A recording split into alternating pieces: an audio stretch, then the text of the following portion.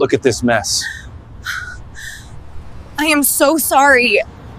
Before we begin the story, let us know where you're watching from by leaving a comment below. If you enjoy this video, don't forget to like and subscribe. Have a wonderful day. Enjoy the story. Nora was running down the sidewalk, holding a completely bent umbrella. She was late, really late, and this wasn't just any interview. She was just 2 blocks away from the shiny Carter Group skyscraper when she heard the sound of tires speeding toward her. She tried to dodge it, but it was too late. A wave of mud flew out of a puddle like an urban tsunami and hit her head-on. Her umbrella flipped inside out. Her light-colored pants turned brown. Her white blouse became beige and blotchy. She stood there for 3 seconds, frozen like some kind of protest statue. Okay, stay calm. Maybe he didn't see me. Maybe he's blind in one eye and distracted with the other, she mumbled, trying to hold on to her dignity. But then the car window rolled down. He looked at her, and then the window went back up. No, no, no, she shouted, raising her arms to the sky. You saw me, you fancy penguin, executive model, limited edition, coldness, you vacuum of elegance. She stood there fuming, feeling like she'd been ignored with first-class style. The car disappeared into traffic. Nora took a deep breath. 2 choices: go home, cry, and eat chocolate she didn't have, or keep going. She chose the second. She walked up the steps of the Carter Group with the dignity of someone who had just come out of battle and lost. In the lobby, dozens of well-dressed, perfumed, and made-up women waited with resumes printed on glossy paper. Nora looked like a lost intern from the cleaning crew. The receptionist looked at her like she was watching a live meme. Interview for the CEO's assistant position. Name, Nora Kim, she said firmly. Oh, right. You can wait over there. She sat down carefully, trying not to get mud on the chair. Next to her, a woman in a pink blazer subtly scooted away, as if worried about catching a style infection. Then the elevator doors opened, and he walked in. Ethan Carter, cold, untouchable, impeccable. Every step looked like it had been rehearsed for a fancy cologne commercial. He scanned the room like he was choosing a piece of art until his eyes landed on her. Nora, she swallowed hard. It's him, the tsunami in a suit. You fancy penguin? She muttered under her breath angrily. He paused for a second, looked at her, no blink, no reaction, and then, without a word, kept walking like she was just part of the lobby's exotic decor. Of course, he's not going to apologize. Probably thinks mud is a beauty treatment, she mumbled to herself. The interviews began. One by one, the women were called in. Nora went over every possible answer in her mind, trying to ignore the fact that she smelled like mud. Nora Kim, the receptionist called, looking at her with barely hidden pity. She stood up, adjusted her bent umbrella in her bag, and walked into the glass room. Ethan was behind a dark wooden desk, typing something on his laptop. When he looked up and saw her, the corners of his mouth twitched somewhere between holding back a laugh and pure sarcasm. Mr. Carter, she said, trying to stay composed. Sorry about how I look. There was a little urban surprise. Yes, that happens, especially to people who don't check the weather or watch out for city hazards. She blinked. Was he teasing her? And to drivers who think crosswalks are just polite suggestions, she replied, smiling slightly. He crossed his arms, still watching her. I like honest candidates and bold ones. Or are you just trying to make up for the mud with personality? Nope, this is natural. The mud just highlights it. Ethan gave a brief, almost invisible smile, but his eyes were sharp, curious. All right, Miss Kim, why do you think you're fit to be my personal assistant? Because I'm tough, quick to react, and I don't give up easily. 3 qualities I clearly demonstrated today. Modest, too. Too much humility doesn't go well with dirty clothes. One thing at a time. He looked down at her resume, then back at her. It's dirty. I was trying to match the overall theme. And then he laughed. A short laugh, a real one. Well, Miss Kim, this interview is definitely different. Good. I tend to make lasting impressions. Ethan stared at her for another second, and even though he didn't say anything, he clearly remembered the car, the puddle, and the girl covered in mud, who looked at him like she could shoot lasers from her eyes. But he didn't apologize, didn't admit anything. He just made a note on the paper in front of him. You may go, Miss Kim. We'll be in touch. She stood up, and across the desk, Ethan couldn't wipe the smile off his face. Nora left Ethan's office without really knowing what had just happened. She'd been sarcastic, bold, and probably way too honest for a job interview, especially with the CEO himself. But deep down, she felt a little spark of pride growing in her chest, whispered the one in the pink blazer, smiling smugly. Of course, dirty people don't go well with imported carpet, do they? Nora replied with a sweet but sharp smile. The woman frowned slightly and turned her head.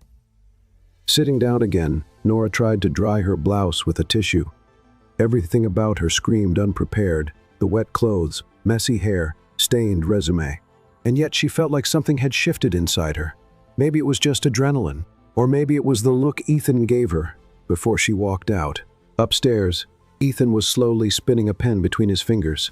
In front of him were all the resumes, all clean, laminated, neatly stacked, and right in the middle of them, a damp, wrinkled one with a torn corner, Nora Kim.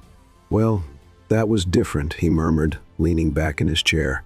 The head of HR, Lila, walked into the room in her sharp-shouldered blue blazer, clipboard in hand as always. "Do you need me to narrow down the final resumes?" she asked. "All business. Not yet. I want to review a few of them myself." She raised an eyebrow, surprised. "All 100 by yourself? Just the ones that stood out." "Okay," she hesitated. "And the last one? The muddy girl?" Ethan slowly flipped through his notepad.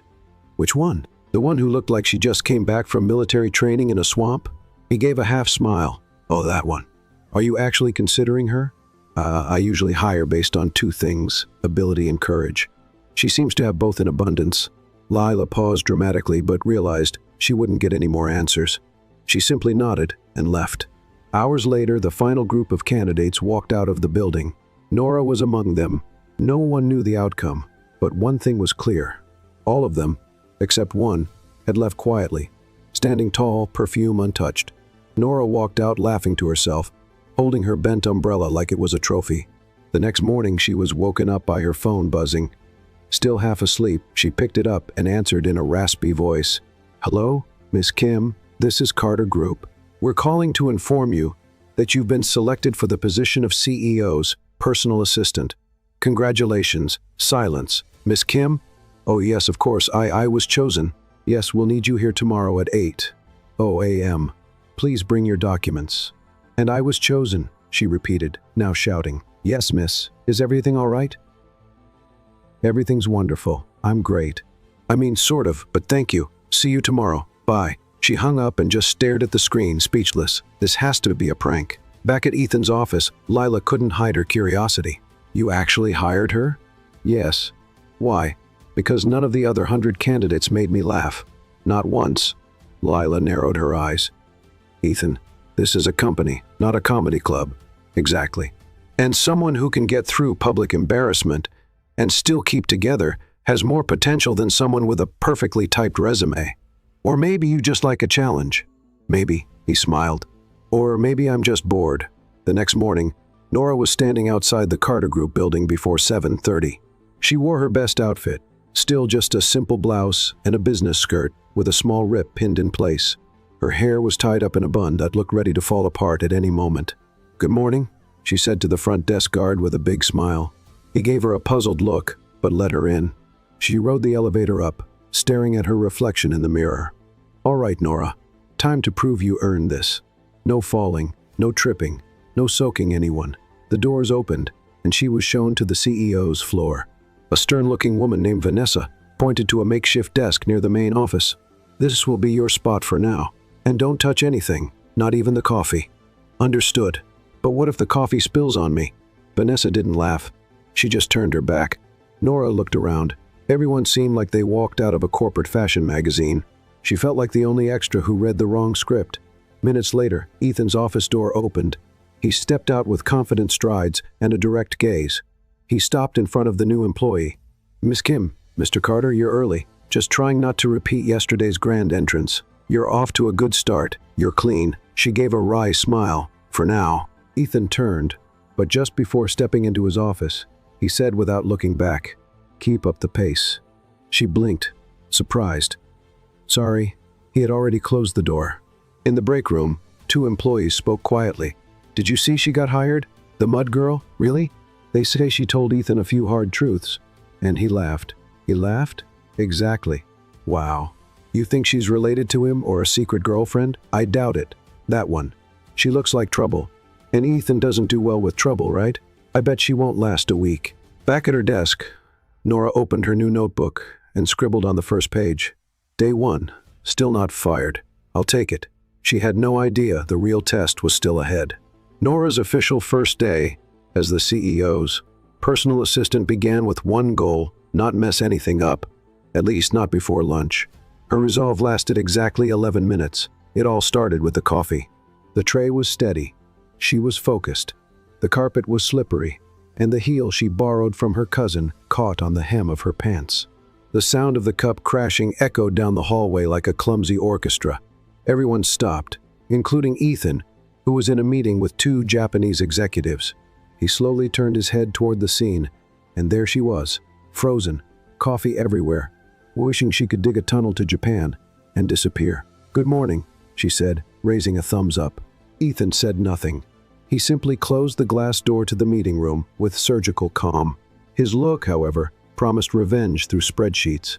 "Off to a great start, Kim," murmured Vanessa, the senior assistant, walking by with her colorful clipboard and automatic disdain. Nora rushed to clean the floor, tripped slightly on the rag, and even managed to bang her elbow on the corner of the printer. It was official. Chaos had begun. 2 hours later, sitting at her desk with an ice pack on her elbow and a pile of confusing instructions, Nora tried to understand what organized the reports in the blue folder according to Ethan's system meant. "What system is that?" she muttered. "His system. Chaotic and secret," answered a voice beside her. It was Mateo, the IT analyst, and apparently the only friendly person on that floor. "Seriously, no one knows how it works. We just hand it in. He reorganizes everything and still says it was wrong. So, it's like a riddle." "Exactly. A riddle with an ego." Nora laughed for the first time that day. "Thanks. The first needed that." "You're welcome. And watch out for the printer. It holds grudges." His name was Colin, and he looked exactly like the sushi delivery guy from that morning. "Wow, that was fast. Let me just check if I have the right change," said Nora, already digging in her bag. Colin's eyes widened. "Excuse me? Oh, you're not from the yakisoba. I'm the sales director at Altus Corporation." Silence. "Ah, right, of course. I was just testing your improv skills, and you passed. Congrats." Colin let out a hesitant chuckle. Ethan showed up at that exact moment. "Is there a problem?" he asked. "Nope, none at all. Just a little live HR test," Nora replied, putting her wallet back in her purse. Ethan looked from Colin to her and sighed. "Come in, Colin, please." The presentation for the shareholders was updated, but no one told the print shop they're going to print the wrong version. "Can we fix it?" Ethan asked, turning to Nora. "The correct file is in the system, but no one understands the layout you made." "Not even the print shop," Vanessa replied, already blaming the PowerPoint gods. Nora stood up. "I can try." Everyone looked at her. Ethan frowned. "You know about layouts?" "No, but I know confusion, and I'm fluent in last-minute fixes." She grabbed the flash drive, opened the file, looked at the chaos of scattered information and messy images, and got to work. "This calls for some improvisation," she muttered. She reorganized the slides with visual logic, made the titles clearer, standardized the icons, and created a final summary with intuitive colors. "All set. You can send it." Vanessa was stunned. "This is great. It's functional. Better than great." Ethan looked at the new layout on the projector. Silence. Then he said, "This will save us from an embarrassment tomorrow. Good job, Kim." She smiled. "See, not all mud is useless." He raised an eyebrow with a half smile. "We're still testing that theory." Later, as she was leaving the building, Nora ran into Mateo in the elevator. "Survived your first day?" "Barely. I tripped, spilled coffee, offended an executive, and fixed $1 million presentation. That's more than most people do in their first week. I hope that earns me some points, or at least makes for good stories when I get fired. If I know Ethan, he'll keep you around out of pure curiosity. He loves a mystery."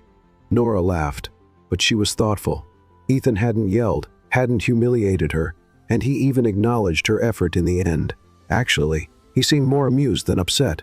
Back in the office, Ethan was reviewing the slides again. The layout made sense. It showed boldness, clarity, and quick thinking. Nora's resume didn't mention anything about design or presentations. She just understood what needed to be done and did it. He leaned back in his chair and murmured, "Who are you, Miss Kim?" The next morning, while having coffee in the cafeteria with Mateo, Nora overheard someone from accounting whispering, "That's her, the new assistant, the CEO's chosen one. I bet there's something fishy going on. Nobody gets that job after stepping in a puddle. Maybe he's into extreme adventures." Nora bit into her bread and said, "Funny, if they knew I was mistaken for a sushi delivery girl, they might think I'm a ninja too." Matteo nearly choked, laughing. "You should write all this down. Could be a book." She smiled, but deep down she felt something strange, like she was being watched, studied. At the end of the hallway, Ethan was watching her from a distance, holding a cup. He wasn't smiling, but he also didn't look away. It was like he was trying to solve a puzzle that for some reason kept getting more interesting. Wednesday began with a stack of papers and a challenge. Ethan Carter wanted the performance stats from the last 3 quarters compiled, summarized, and compared with past reports. All of it by 11:00 a.m. Nora looked at the reports like someone facing an evolving paper monster. Her first plan was to fake a faint, but instead she chose something bolder, understanding. Amid graphs that looked like modern art and spreadsheets written in alien code, she dove into the task with all the courage that 2 coffees and 0 accounting experience could offer. "Matteo," she whispered when she saw the IT analyst walk by, "do you happen to have a spreadsheet translator for people who don't speak finance?" "Only if you pay in chocolate," he replied, tossing a bar onto her desk. "Deal. Give me half an hour, and I'll pay you with a bad joke and eternal gratitude. Best payment I've gotten today." Nora laughed and went back to the battlefield. At 10:50, she knocked on Ethan's office door, blue folder in hand and slightly out of breath. "Here it is. I managed to put everything into one report. I used color graphs and added a legend for you, or for any regular person who reads it." Ethan flipped through the material, raising an eyebrow as he went. "You did this by yourself?" "With help from the IT Oracle and a chocolate bar, but yes." He looked at her a second longer than necessary. "Then it's not perfect, but it's better than the version I got from finance last week." "Wow. Was that a compliment?" "That was an observation. Coming from you, it almost sounds like a serenade." Ethan ignored the comment and returned to the report. Nora turned to leave, but he stopped her. "I need you to bring this with me to the board meeting. We'll go down together." She blinked, surprised. Yes, I'll go with you. Just give me a second to stop my hands from shaking. Please don't knock anyone over on the way. No promises." They got into the building's glass elevator that went straight to the executive floor. The silence at first was comfortable until halfway down the elevator stopped, and it wasn't the right floor. Nora looked around. "Is this part of the executive experience? A dramatic pause between floors?" Ethan pressed the button. "Nothing. Stuck elevator," he muttered. "Great." Nora took a step back, looking around with slightly wide eyes. "Just tell me we're not going to be stuck here for hours. That depends on the maintenance team." "So, yes." She started breathing a little faster. "Are you okay?" Ethan asked, watching her. "Mild claustrophobia, like light, but with the potential to get worse fast." "Do you have any technique to deal with it?" "Usually I sing. Please don't." She let out a nervous laugh. "All right. Talking works too. As long as the conversation keeps me from thinking about the fact that I'm trapped in a box with a grumpy and possibly insensitive CEO, possibly. I'm trying to be polite and stay alive." Ethan leaned back against the glass wall, arms crossed. "Then, talk. What's Miss Kim's story beyond her ability to fall gracefully and improvise under pressure?" She hesitated, then took a deep breath. "Well, I was born in Pine Hills on the outskirts of the city. My mom was a seamstress. My dad, I don't know. He disappeared when I was little. I grew up around needles, fabric, and creativity. I always loved making things, but money was always tight." Ethan listened quietly, focused. "I've done all kinds of work. I was a nanny, worked behind counters, waited tables, sold handmade bracelets in college. I didn't have much luxury, but I always had the will to try. Even when everything went wrong, and it did, like the interview." He let out a small laugh. "The interview was a memorably bad one. And yet, I'm here. A mystery, right? A puzzle. And you? When was the last time you got stuck in an elevator with someone full of sarcasm and childhood trauma?" Ethan gave a slight smile. "First time." "So, were you born a CEO, or was that the result of some deal with the universe?" "My father founded the company. I was trained from an early age to take over. Studied in London, then New York. Worked in 5 branches before becoming CEO. And do you like it?" "Like what?" "Being in charge of everything. Being on top, giving orders." He thought for a moment. I like the precision, the logic, the rules. Oh, then I must be a real problem for you. A question mark in the middle of a spreadsheet. She laughed out loud, relaxing a little. I like that one. Can I use it? Only if you give me credit. The elevator was still stuck. Nora slid her back down the wall until she was sitting on the floor. Did you know I once got locked inside a bus for 2 hours? The driver forgot I was asleep in the back seat. That's too tragic to be funny. I thought so too, until I had to jump out the window when the alarm went off. And guess what? The siren followed me all the way home. And you still volunteer to get in elevators with me? I enjoy excitement, and I might be a little dumb, apparently. Ethan sat down on the floor too, across from her. You're unlike anyone I've ever worked with. Is that a compliment or a warning? Haven't decided yet. She looked at him for a moment. His eyes didn't have their usual coldness. There was curiosity, interest. Something was there, hanging between them. Ethan C. Why did you hire me? He took his time. Because you didn't try to look perfect, and because, even after being humiliated in public, you didn't back down. Nora smiled but looked away. I thought it was because I'm loud and budget-friendly. That too. The elevator radio crackled. The guard's voice came through. Mr. Carter, Miss Kim, maintenance is here. 5 more minutes. Thank you, Ethan replied, standing up. Nora stayed seated for another second. You know, if I tell my mom about this, she's going to say, I'm making up a soap opera again. Then tell her it's a documentary, more realistic. She laughed and held out her hand. He pulled her up firmly. For a brief moment, they stood closer than necessary. Their eyes met. No smile, no joke, but something happened there, something quiet. The elevator door opened with a ding. Ethan let go of her hand. His cold demeanor returned. Let's go. We're late. Nora nodded, her breathing now steadier. They stepped out of the elevator and walked side by side. No touching, no talking, but there was a new silence. A silence full of unspoken words. On Friday afternoon, the day dragged on between spreadsheets and meetings, when Ethan suddenly appeared beside Nora's desk.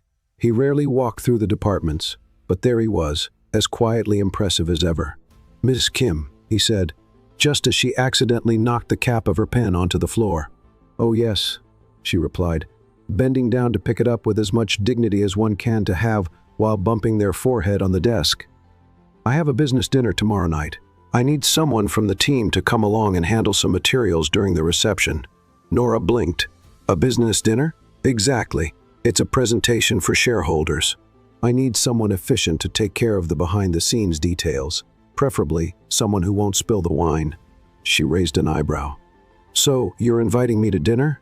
Ethan crossed his arms. Yes, technically, but don't get too excited. Dress appropriately. We'll arrive at 7:00. Nora looked at him for 2 seconds. Her brain heard dinner and dress and translated it all as he asked me out. Of course, I accept. Totally, absolutely, 100% yes. Excellent. Dress professionally, he emphasized, already turning away. She nodded a bit too eagerly, trying to hide her excitement. As soon as he disappeared down the hall, Nora grabbed Mateo by the arm and pulled him into the break room. Ethan invited me to dinner. What? A dinner? Business dinner? But he invited me. Like he chose me. Nora, are you sure you understood him right? Clearly. Look at the sentence. I need someone efficient who won't spill wine. That's basically, I want to share a glass with you, without spilling feelings, or just without spilling wine. Don't ruin this. Saturday afternoon, Nora was at a formal dress rental shop with 2 friends and 3 fashion mistakes in dress form. The blue one's too formal. You look like you're marrying a banker, Sophie said. The red one's too much, Emma added. Like Christmas in Las Vegas. And the black one too. Are you trying to impress the man or curse him? Okay, what about this one? They turned at the same time. Perfect, they shouted in unison. It was a deep burgundy dress, form-fitting with a side slit and an open back. Elegant, with a hint of boldness. Just the kind of dress someone might wear to a dinner with hidden intentions. Nora looked at herself in the mirror. For the first time in a long time, she felt powerful. At 6:50 p.m., she stood in front of the private room at the Grand Tower Hotel. Subtle makeup, hair pinned up in a deliberately messy bun, high heels, and slightly trembling legs. As soon as she walked in, 2 things became clear. Everyone was in suits or tailored business wear. No one, absolutely no one, was wearing anything with a leg slit. Breathe, Nora. Pretend it was all intentional. Ethan was speaking with a group of investors. When he saw her, His eyes paused a half-second longer than usual. "Miss Kim," he said, walking over. "You look different. Is that good or bad?" "I'm still deciding." She smiled, nervous. "I thought a bit of color might be appropriate. You look like you're here for a film industry event. This is a business dinner." "Oops. I thought it was a dinner with charm." Interesting misunderstanding. Before she could say anything else, a waiter approached with a tray of drinks. "Champagne?" he offered. "Please," she said, taking a glass. "I need to hydrate my embarrassment." Despite the rocky start, Nora began moving around the room naturally. And as always, her spontaneous charm worked better than any rehearsed etiquette. Soon, she was laughing with two investors from Spain, explaining that a correct spreadsheet with the wrong graph is like pizza with pineapple. Some pretend to like it, but deep down they know something's wrong. From a distance, Ethan watched with a furrowed brow. She had no idea the impression she was making. Some of the guests seemed more interested in her than in the quarterly numbers, and strangely, that didn't bother him. He was just alert, very alert. "So, Mr. Carter," said Mr. Torres with a smile, "your new assistant has quite the wit." "She's one of a kind," he replied, glass in hand. A refreshing touch in such a serious company. Ethan nodded, but his mind was fixed on the sight of Nora from behind, talking animatedly. The slit in her dress seemed to move with a personality of its own, as if joining the conversation. "I need to keep this under control," he thought. "She works with me. She's my assistant."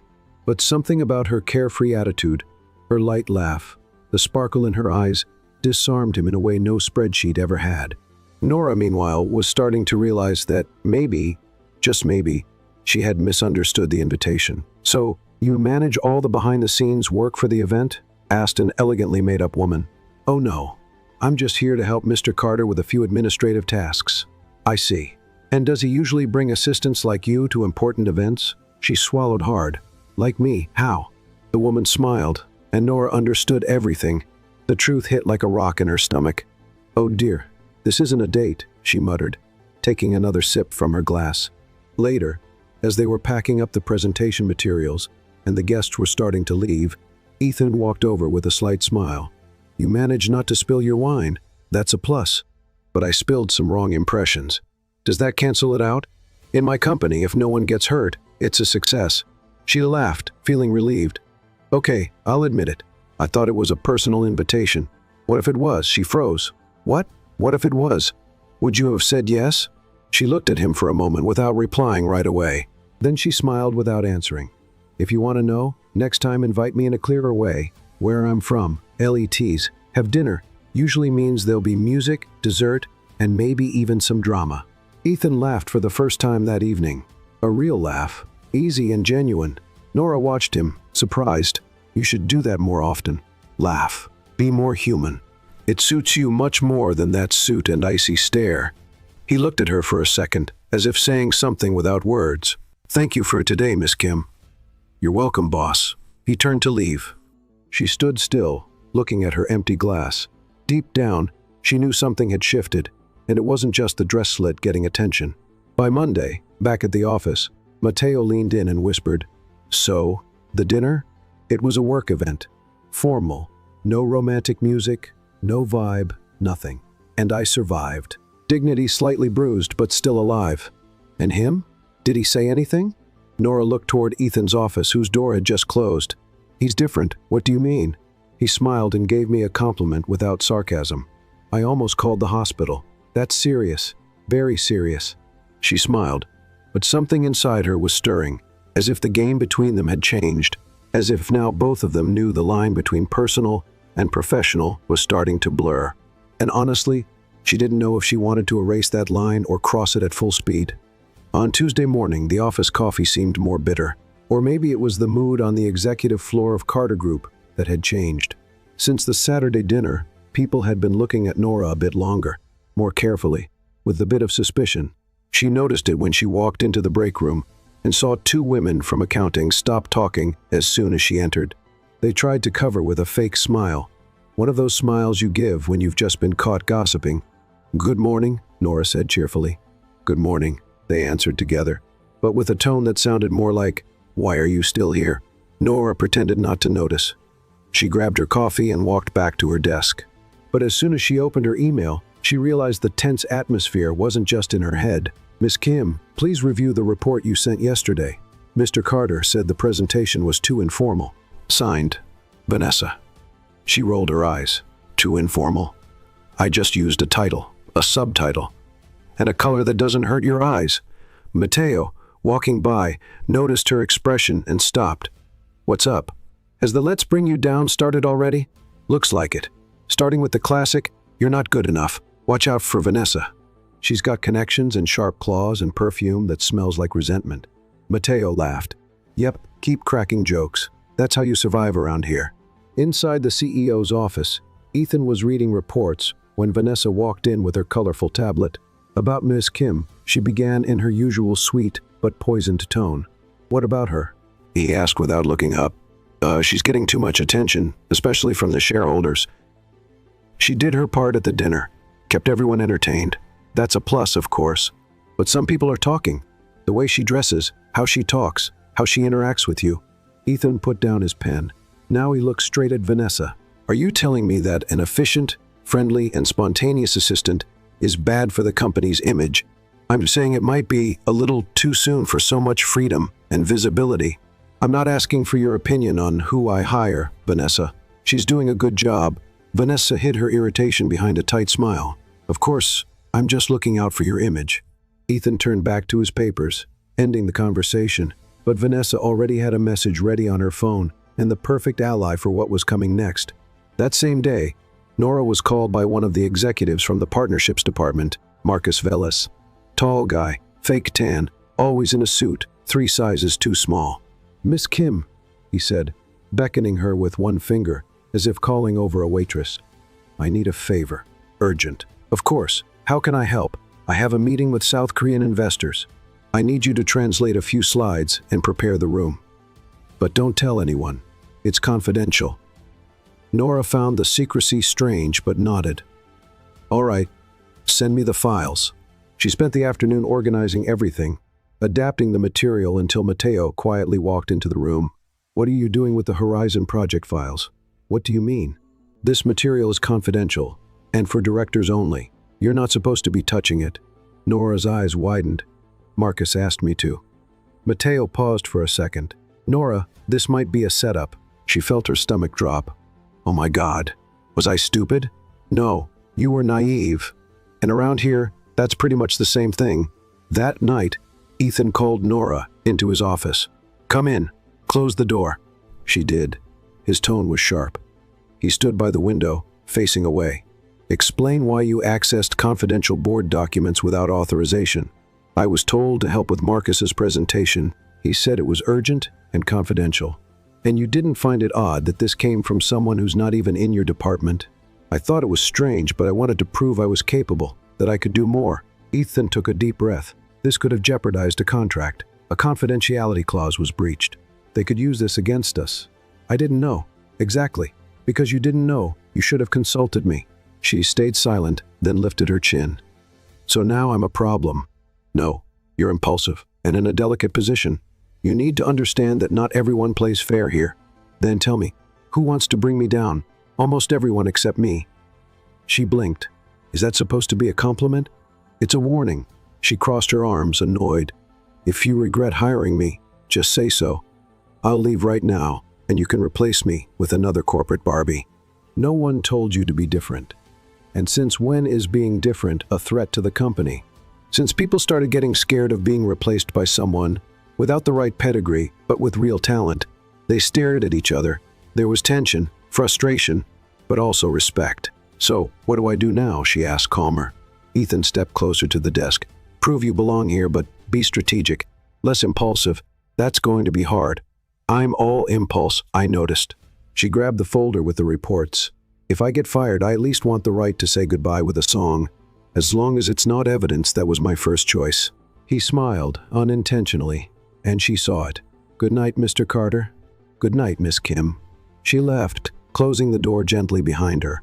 Ethan stood for a moment, then sat down and muttered, "This girl is going to be the death of me, or save this place." Nora, still with her heart racing, went down to the lobby. She needed air. Across the street, Vanessa watched from a restaurant window, wine glass in hand. Marcus sat beside her, smiling. "She won't last long," he said. "I hope not. But if she does, we might need a bigger fall." "You're cruel." "I'm practical." They clinked glasses like signing a contract without paper. The next day, Nora arrived early, earlier than anyone else. She put on her headphones, tied her hair back, and locked herself in an empty meeting room. She spent 2 hours preparing a strategic report with operational improvements she had noticed in recent weeks. She pointed out flaws in workflow and suggested simple solutions that could save thousands. By late morning, she printed everything and placed it on Ethan's desk. No note, no warning. At the end of the day, he appeared beside her desk. "I read your report."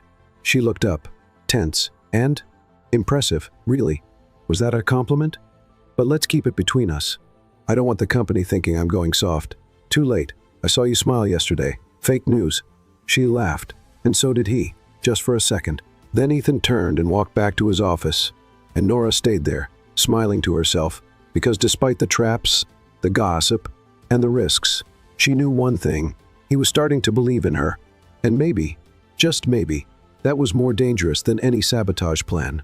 On Friday morning, the office was buzzing.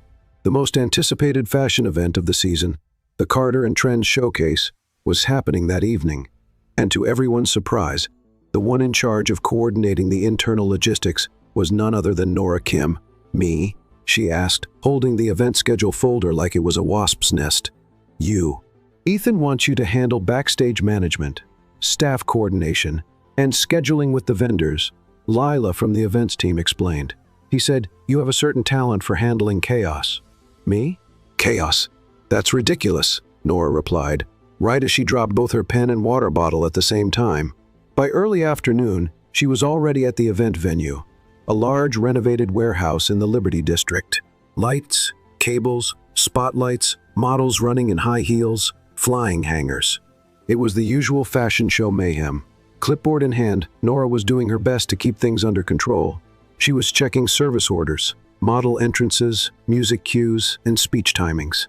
Everything was going smoothly until things started to fall apart. "Nora," a stage assistant yelled, "the DJ just got here and says the playlist is all mixed up. He received the wrong version." "What?" "I sent the final one last night, and the catering just arrived, but they say they weren't scheduled until 2 hours from now. This is all wrong." She opened her emails. Everything she had sent was correct, but the attachments in the forwarded messages had old dates, wrong versions. "Who forwarded this?" she muttered, squinting at the screen. At the bottom line, forwarded by Vanessa Soto. In the dressing room, veteran model Sofia Alvarez peeked out at the chaos. Nearly 6 feet tall with a raspy voice and the poise of a stylish general, Sofia watched like a queen who'd seen her share of battles. "Girl, this place is upside down. Where's your team?" "I am the team," Nora replied, trying not to break down. "And apparently also tonight's scapegoat." "And you're giving up?" "No, but if I scream, it might come out in Hebrew." Sofia smiled. Something about Nora reminded her of her younger self. A charming mess, brave in a reckless kind of way. "Then let's fix this. Come with me." With the help of Sofia and a stylist named Luca, who wore a silk flamingo print scarf and shouted louder than all the assistants combined, Nora pulled together an impromptu task force. Luca changed the runway backdrop to black. The blue lighting clashes with the main brand's collection. "Darling, blue and red only work on flags. A runway needs elegance." "Sofia, are the models for the second round ready with me? They won't even step with the wrong foot." "All set. DJ, take this playlist. Forget the one they sent you. This is the final version." In less than an hour, the chaos had turned into a controlled flow, and all of it under Ethan's watchful eye. Standing to the side with his arms crossed, silently observing, Vanessa, standing next to him, tried to act casual. "Looks like there were some minor issues," she commented. "Yeah, and it looks like someone's trying to make it look like they were her fault," Ethan replied, never taking his eyes off Nora. Vanessa didn't answer, but her fingers gripped her phone a little too tightly. At exactly 8:00 p.m., the lights went out. The music started softly, then built in intensity. The models walked out right on cue. The set sparkled, and the guests applauded. In the audience, executives, influencers, journalists, and fashion partners watched, completely absorbed. Backstage, Nora was swapping cue cards, keeping track of model entrances, and still managing a quick sip of water between segments. At the end, one of the company's directors stepped onto the stage. "I'd like to thank the entire team for tonight's flawless work, and give special thanks to Miss Nora Kim for coordinating such a brilliant event." Nora, who had her head buried in a coat rack searching for a lost shoe, heard her name echo through the speakers. "Me? But I'm not even wearing lipstick." She was gently pushed onto the stage, where she received a bouquet and applause from the crowd. In the corner of the room, Ethan clapped quietly, but with a small, genuine smile. Vanessa didn't clap. Later, back in the dressing room, Nora sat on the floor, holding her heels. "I survived," she said, out of breath. "You survived, and you shined," Sophia said, handing her a bottle of water. "That assistant upstairs, the sweet-voiced one with the snake eyes. She tried to sabotage you, you know." "I know. And that executive Marcus, too. But you handled it. And more than that, you won the room." Luca showed up with a sparkly bag. "Got a gift from the team, a pair of sneakers, because your souls are begging for mercy." Nora smiled. For the first time, she felt like she truly belonged. Not to the elite, not to the company, but to the idea that she was capable, even without pedigree, without the right outfit. Even while constantly underestimated, she delivered results. Outside, Ethan was waiting by the car. "I thought you'd left," she said, surprised. "I stayed in case you needed a ride. You don't seem like the kind who cares about an assistant's comfort, and you don't seem like the kind who respects limits." "Thank you." They were silent for a few seconds. "You knew they were trying to bring me down today, didn't you?" "I had a feeling, but I wanted to see how you'd react." "Oh, so it was a test." "No, it was a chance to show you're more than just sarcasm and quick thinking." "And did I pass?" Ethan opened the car door. "Get in. Does that answer your question?" She got in, still wearing the new sneakers she had just received. "I just hope this ride doesn't end in another mud puddle." "If it does, I promise I'll get out and apologize this time." She laughed. "That's progress, boss. Baby steps, Miss Kim."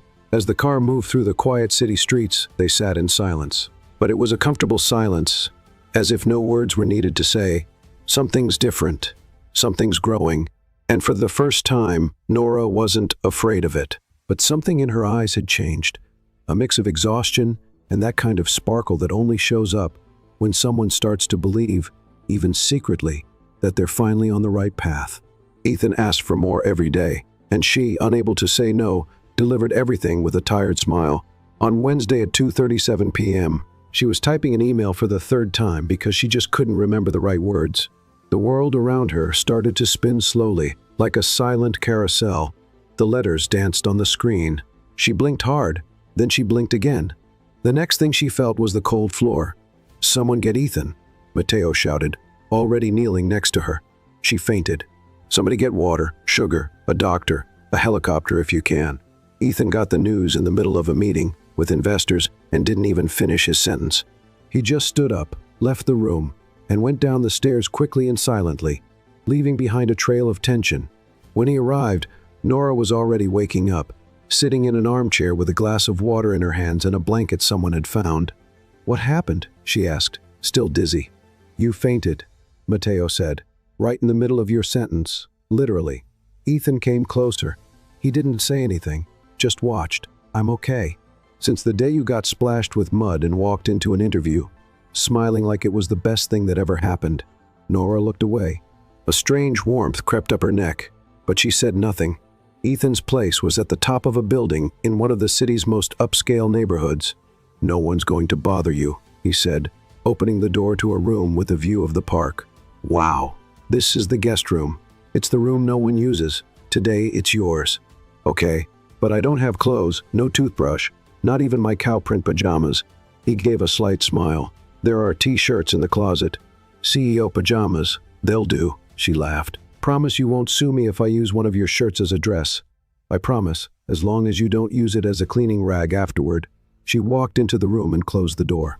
She was wearing a navy blue t-shirt that reached mid-thigh. Strangely, she felt comfortable. She found Ethan in the kitchen, quietly making something. "Impressive omelet? I'll take it." With my dignity restored, they sat at the counter, each with a simple plate in front of them. "This is delicious.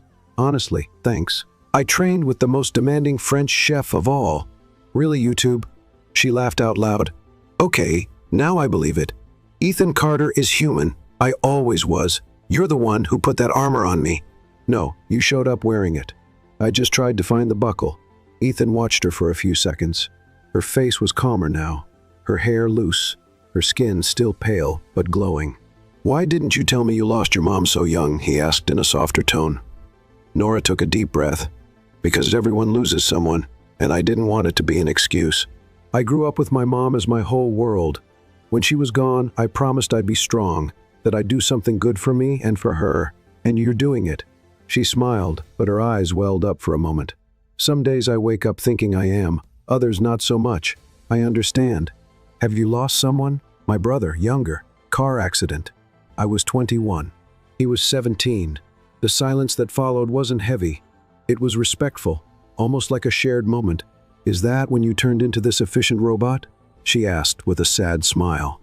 That's when I learned that losing control hurts, and that the pain doesn't go away. It just changes shape. Nora nodded. Their eyes met, this time without walls. You're less intimidating when you talk like this. And you're more dangerous when you're not yelling. Yelling is my survival language. They laughed, and then, in the middle of the quiet that followed, it happened. Ethan slowly reached out and touched her hand on the counter. Just that, but it was like a spark, a soft touch. But his gaze had changed. It was more open, more real. You should sleep more, he said gently, without moving his hand. You too. Sleep more and smile. It helps. Can you stop giving me orders for 5 minutes? Not even in my dreams. The touch lingered for a few more seconds. In the car on her way to work, Nora leaned her forehead against the window and smiled to herself. It was just a touch, but it changed everything. Everything started with a notification on Mateo's phone. Nora, he called, eyes wide, holding his phone. You need to see this. She walked over to his desk, still holding her coffee. If it's a cat meme, I swear, it's not a meme. It's you, me. He hit play. The video was less than 30 seconds long. It showed a young woman running with an umbrella just before getting hit by a wave of mud. The image was clear, her face visible. Her reaction, shocked yet determined, was the highlight. The title, Girl Gets Hit by Mud Before a Job Interview and Still Walks In with Style. An icon. She froze. Who recorded this? The flower shop security camera on the corner? Someone grabbed the footage, added dramatic music, and it went viral. It's been shared over 300,000 times. Oh my God. Watch this woman's incredible example of resilience, grace, even in the mud. Capitalism has never seen such dignity in the face of tragedy. Some praised her, others made jokes, but everyone saw her, and Nora hated every second of it. You're getting famous, Mateo said, trying to sound light. I'm exposed. People are asking if the dress I wore to dinner with Ethan was rented. Was it? Of course it was. And the heels, too. And the lipstick was expired. Take it easy. Breathe. No, I didn't ask for this. I just wanted to work quietly like everyone else. You were never like everyone else. That's the problem. She grabbed her phone. Messages, notifications, comments, a mess. She walked to the break room to get some air, but stopped when she heard 2 familiar voices. So, now she's going to be an influencer. Next, she'll launch a line of mud-proof umbrellas. Soft laughter. Vanessa and another employee from communications. Nora turned around and headed straight for the elevator. She had to get out, see the sky, or at least see something that wasn't a stream of memes. Meanwhile, in the CEO's office, Ethan was reading a report when Lila rushed in. We need to talk about Nora's video. It's everywhere. I know, Ethan said. Someone filmed a private moment of an employee and turned it into entertainment. That's a violation, but she doesn't seem too upset. She is. She's just not saying it. Nora was sitting on a bench outside the building, trying to reply to a message from her sister when her phone rang. Ethan, she answered with a sigh. Hi, where are you? Getting some air. Can I join you? She hesitated, then said, It's a public space. I can't stop you. A few minutes later, he sat beside her. I asked him to try and remove the videos, he said. Straight to the point. I know, Mateo told me. I did it for you. And who said I wanted that? He turned his head. How much people are laughing, calling me mud girl. They're also calling you strong, brave, inspiring, but I didn't ask for that. I just wanted to be good at my job without becoming a joke, without becoming a symbol, without being the assistant everyone pities or looks at with too much interest. Ethan pressed his lips together, as if he wanted to say something but couldn't find the words. You want to know why this bothers me so much? Because now everyone will think I'm here because I went viral. Not because I'm good, not because I work my heart out to prove my worth, but because you protected me. That's not true. You're one of the most capable people I've ever worked with. But no one knows that. All they see is the mud and the way you look at me when you think no one's watching. Silence. The sun lit up her face, making her even more striking. He looked at her like each of her words was hitting a place inside him he'd buried long ago. I don't know what to do, he admitted. Then don't do anything. Let me handle this my way. She stood up. Nora, Ethan said, I need space. I need air.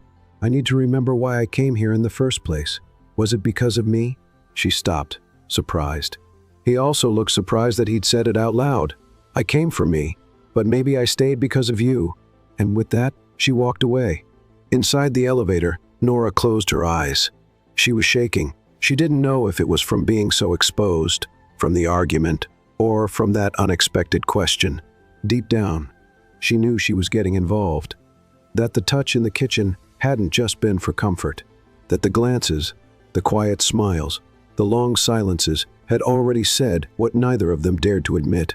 But she also knew she didn't want that to define her. She didn't want to be just the girl the CEO protected. She wanted to be so much more. She wanted to be herself. Ethan stayed there, still on the bench, the wind messing up his hair for the first time in years. His perfect suit now felt tight, out of place. He ran a hand over his face, took a deep breath. He had crossed a line and now he had to decide if he was ready to follow through. The next day, Nora didn't show up at the office. Matteo sent her a message, and she replied with just a heart emoji and a simple, I need some time. Vanessa walked around with a quiet smile, like someone who feels the air lighter without the presence of someone who always bothered her. Ethan, meanwhile, spent the entire day stuck in meetings, but he didn't really pay attention to any of them. His eyes read the charts, but his mind kept going back to one image. Nora's face that afternoon, the frustration, the strength, the courage. That night, he went up to the penthouse, and for the first time, the silence bothered him. He picked up his phone, opened the gallery. There was only one picture of Nora, out of focus, taken by accident at the fashion event, when she was laughing with a glass of water in her hand and borrowed sneakers on her feet. He looked at that photo for a long time. Then he whispered, I'm lost, Kim. 3 days went by. On the 4th day, a letter arrived at Ethan's office, handwritten on simple paper. Ethan, I didn't leave because I gave up. I left because I realized I was forgetting about myself in the middle of all this. I'm loud, clumsy, awkward, but I'm also loyal, creative, strong. And you? You're a mystery I'd love to figure out, but not at the cost of losing myself. Thank you for everything. See you around, Nora. He read it, then read it again.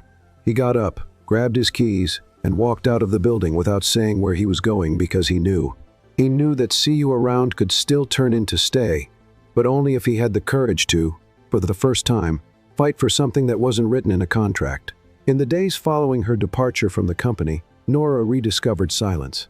A different kind of silence from what she used to feel in the office when Ethan was focused. This one was more raw, full of uncertainty. But at the same time, there was a kind of relief in not having to filter her words, smiles, or glances. She spent Saturday morning organizing boxes of old papers, notes for a blog that never came to life, business cards from failed interviews, and some photos of her mother. In one of them, the two of them were laughing, faces covered in paint with stained t-shirts. You'd like him, Mom. He's complicated, and I'm even more so, she sighed.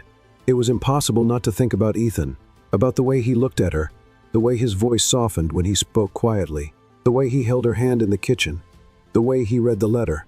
She knew he did. She could feel it. But she also knew that just feeling wasn't enough. He needed to choose, and not just choose to be with her, choose to lower his guard. Meanwhile, Ethan walked through the Carter Group headquarters with a new kind of silence. His steps were still steady, his instructions clear, but his mind distracted. No presentation felt exciting. No meeting was important enough to make him forget the space Nora had left behind. Lila noticed. Vanessa noticed. Even Matteo noticed, who now had 3 roles trying to cover all the admin mistakes Nora used to fix on the fly. On Monday afternoon, Lila stepped into his office with a reminder. Paris, Thursday, meeting with the Trower people from Europe. Yes, I know, Ethan answered, twirling a pen between his fingers. Do you want Vanessa to go with you? He frowned. No. Ethan paused for a few seconds, then stood up. Keep tomorrow afternoon free. For what? I have an invitation to make. Nora was leaving a coffee shop when the car stopped in front of her. She recognized the driver, and beside him, Ethan in a suit and tie, but with the most human look she had ever seen on his face. Are you following me now? She asked, folding her arms. I need to talk to you, but not here. Can you give me 15 minutes? She thought about it, then nodded and got in the car. They went to a quiet cafe in the old part of town, sat at a corner table. No bodyguards, no formalities. Why am I here, Ethan? He looked at her for a few seconds before answering. I'm going to Paris this week, representing Carter Group in a meeting with European investors. Okay, safe travels. I want you to come with me. She laughed, surprised. What do you mean? I want you to come as my translator and assistant, but also as the woman who understands more than anyone when things get out of control. Are you inviting me on an international trip? Yes. After watching you walk out the door with a see you around, because I don't want that see you around to turn into goodbye, and I don't know how to fix things here. But maybe somewhere else, far from the gossip, the pressure, and the Carter, maybe we can really listen to each other. She looked at him carefully. For the first time, Ethan wasn't speaking like a CEO. He was speaking like a man who seemed vulnerable. And what if I say no? Then I'll understand, and I'll let you go. She thought about it for a long moment. Are you sure you don't just want someone to hold your papers during the meeting? I want someone to tell me if my tie is crooked, and to laugh if I mess up my French, and to remind me the world doesn't end when something goes off. Wow, you really need me? Yeah, I do. She smiled softly. All right then, but only if I get to pick my own seat on the plane. No business class trying to suffocate me with expensive champagne. You can sit by the window. Deal. The Eiffel Tower sparkled like a lit-up jewel in the night. The cold Paris wind blew through Nora's hair as she held a cup of hot chocolate she bought from a street cart. I know there are fancier places to go, she said, sitting on a bench with Ethan beside her. But this is perfect. Best hot chocolate I've ever had. Of course it is. It was bought with €5 in heart. They laughed and then sat in silence. The kind of silence that doesn't need to be explained. You know what I liked most about today? She asked after a while. Tell me. Watching you speak broken French. My French is perfectly fine. Shri Café au lait is not a functional sentence. She can see smuts. She understood you because she felt sorry for you. More laughter. Then she looked at him differently. A little more serious. A little deeper. Why did you bring me here, Ethan? Really? He took a moment to answer. Because I couldn't sleep anymore knowing you weren't around. She looked down, bit her lip. I'm not easy. I'm a walking mess. I talk too much. I feel too much. And that's exactly what draws me in. They looked at each other, and then, slowly, he reached up and touched her face. She didn't pull away. If you kiss me now, we won't go back to how things were, she whispered. I don't want to go back to how things were. And then they kissed, soft but full of everything they'd held back for so many chapters. A meeting of breaths, silent promises, long-held wishes, as if the world stopped right there. As if the Eiffel Tower had been built just to light up that moment. But then his phone rang. Ethan ignored it. It rang again and a third time. Lila's name on the screen. He answered, clearly annoyed. Yeah. Nora pulled back slightly, still with her eyes closed, holding on to the feeling of the interrupted kiss. What? He said. She opened her eyes when she noticed the tone in his voice. Are you sure? But how? No, don't tell anyone yet. I'm coming back. He hung up.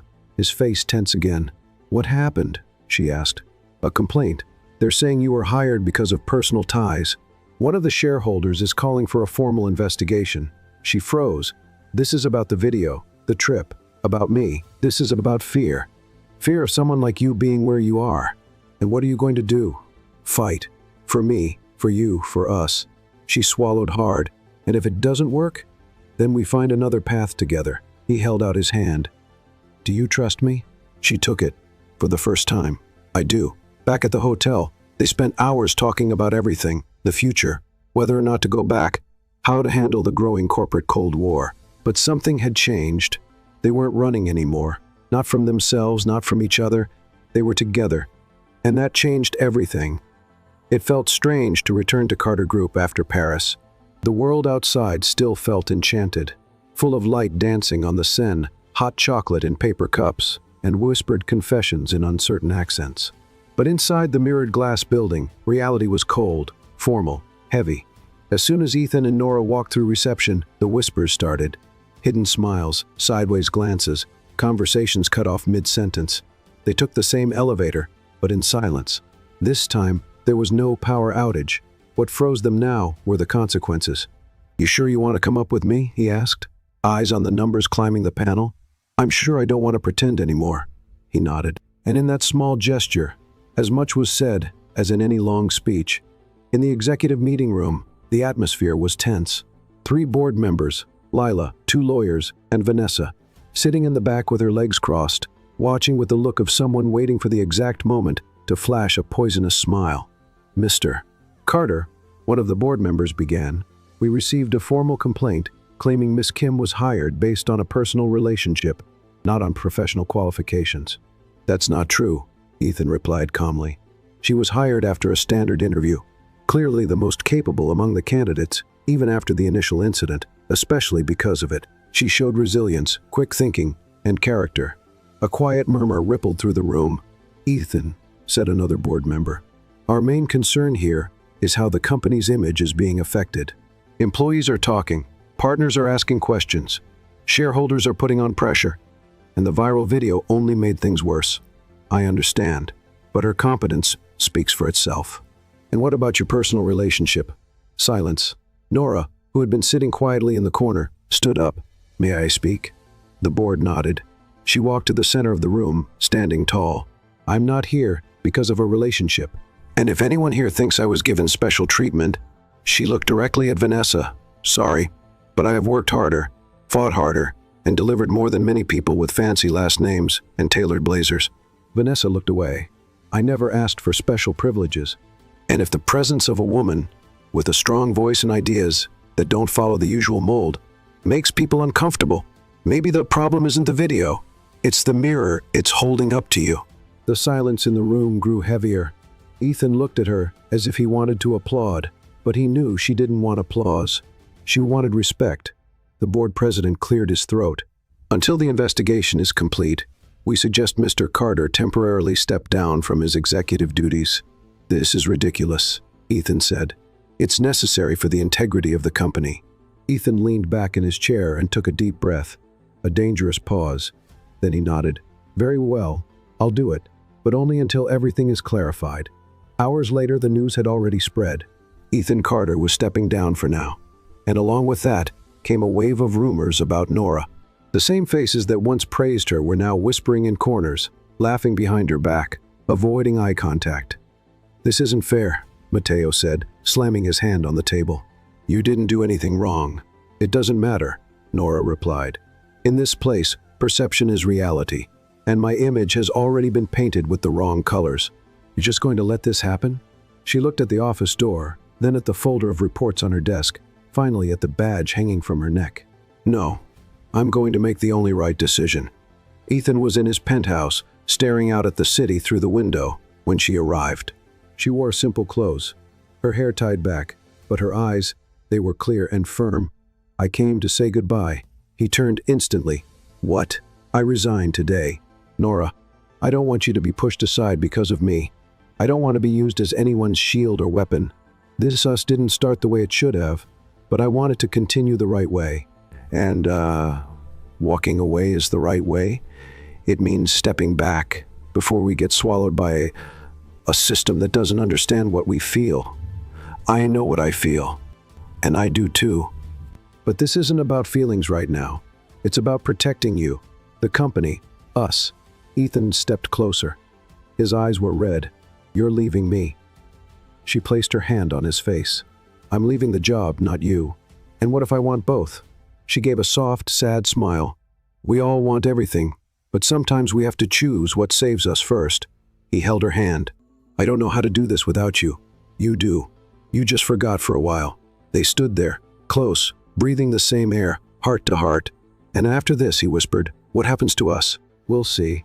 Maybe we'll find each other again. Maybe we'll write a new story. No mud, no badges, Just us for real. He kissed her. A kiss full of longing even before the goodbye. A kiss of promise. A goodbye that held a quiet don't go. When they pulled away, she looked into his eyes. You have to be the CEO now. Strong, clear-headed. I'd rather just be Ethan with you, maybe one day. But today, you have an empire to clean up, and I have a new path to find. She turned to leave. Before walking out the door, she looked back over her shoulder. Thank you for everything, for seeing me when no one else did. He stood there, still, as if moving might break something inside him, and then she left, alone, but with her head held high. That night, Ethan didn't sleep. The next morning, he showed up at the company, even without authority to act. He sat in a room nearby, just watching. He saw incomplete reports, missed deadlines, decisions with no heart behind them. Nora was missed, not just for her work, but for the soul she brought into the place. Meanwhile, she walked through the city, felt the wind on her face, stopped in a bookstore, scribbled ideas in an old notebook. She didn't know what was coming next, but for the first time, she felt at peace. 6 weeks passed. 6 weeks since Nora had turned in her badge and left Carter Group with a heart full of longing and conviction. 6 weeks since Ethan had stepped down, only to return days later after the investigation ended and the board backed off without a single argument. The final report was clear. No wrongdoing found, no proven favoritism, just rumors and envy. Ethan was back on top, more sober, more direct, more human, but still not complete. In the first days after his return, everyone expected to see the ruthless CEO mode, but what they found was a quieter man who spent more time looking at empty chairs than leading meetings. Especially one chair in particular, the one next to his office. She's not coming back, Matteo asked one day, walking in with coffee. No, Ethan replied, eyes still on the window. Because she knows her worth, and now I need to prove that I know it too. Across town, Nora was trying to start over. She launched a blog called Survival Guide to Adult Life, the brutally honest version, where she shared daily stories with sharp humor, irony, and, of course, a lot of emotion. Within a few weeks, she was gaining followers, a lot of them. Brands started sending products. Followers asked for videos, podcasts, advice. But every morning, she still woke up feeling like something was missing. Or rather, someone. Maybe I just missed the company coffee, she joked one morning to her friend Emma. Or maybe I missed the man who made the worst omelet in the world feel like the best dinner of my life. Emma just smiled and handed her a white dress. Try this one on. You never know when someone might propose. Emma, you never know. One Friday afternoon, while finishing a new blog post, the intercom rang. Miss Kim, a delivery for you, but I didn't order anything. When she went downstairs, she found a black envelope with golden letters. You always said you like strange invitations. So, here it is. It's not a dinner. It's not an interview. It's a new beginning. Tonight, 7:00 p.m. Address. A place she instantly recognized. The fashion event venue. She blinked, shivered, laughed, then shivered again. He wouldn't. He couldn't. No, but he did. At exactly 7:00 p.m., she arrived at the place. There were lights, candles, and soft background music, the same from the fashion show. At the center of the room, Ethan was waiting in a dark suit, but wearing white sneakers. Ethan, you came. I couldn't not come. Well, since you're here, I hope you brought your sense of humor because this is going to get weird. He pulled something from his pocket, a piece of paper. He read it. Marriage proposal. Model A, too formal. Model B, way too dramatic. Model C, with rhymes, terrible. Ethan. So I went with Model EE for Ethan. E for honest. He took a deep breath. I'm terrible with feelings, with words, with all of this. But with you, I want to try.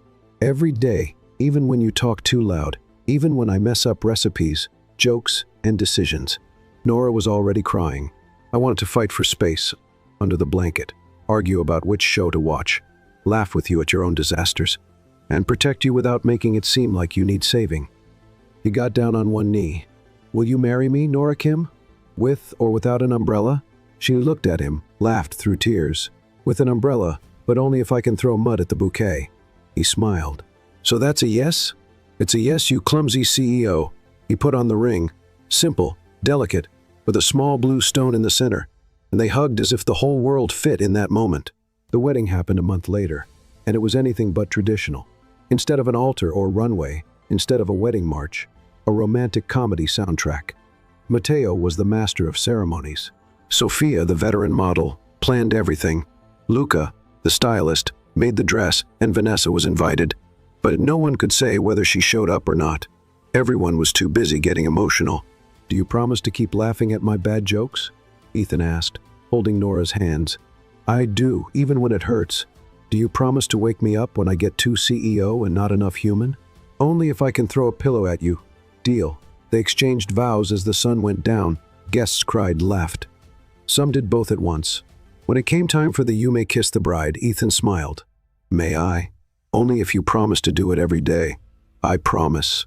Even when we're old, and I forget where I left my tie, and you forget what time our favorite show is on." The kiss was more than a kiss. It was a seal of peace, reunion, and the future. At the reception, Nora danced with everyone, even with Ethan, who tried to keep the rhythm but missed every step. "You dance worse than you cook," she teased. "But I kiss better than both." "Okay, you win." They twirled, laughed, and in the background, a song played. Life is full of surprises, but love is the best one of all. And it was true because, between flipped umbrellas, messy reports, awkward dinners, and interrupted kisses, they had found what really mattered: each other.